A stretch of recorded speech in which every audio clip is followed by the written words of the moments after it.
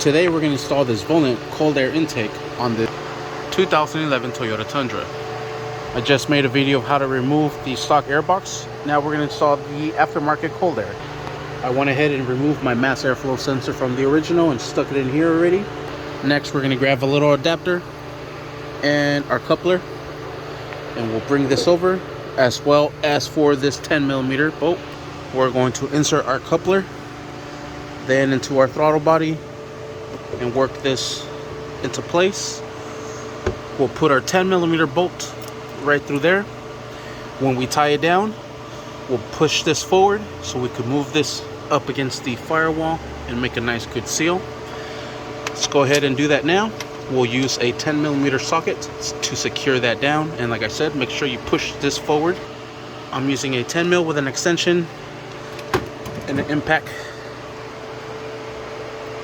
Put this just like so.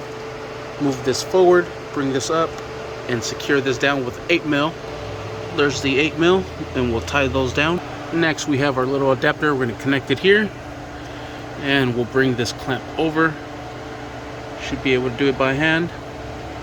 Slip that in through there, grab this hose and slip it in through here. This is secured. Let's connect our pigtail for our sensor. We'll pass it from underneath and bring it up and about. Perfect. Next thing we got to do is connect our filter. Here's our filter.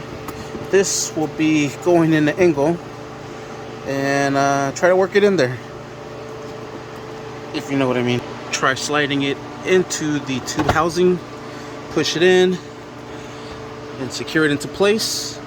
Oh, want to make sure this is visible. Let's go ahead and do that again.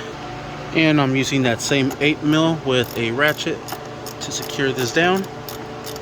Now we'll grab our cover and bolts, put the cover into place just like so, and start bolting it down. All right, these will all be 10mm to secure. There is 3, 4, and 5.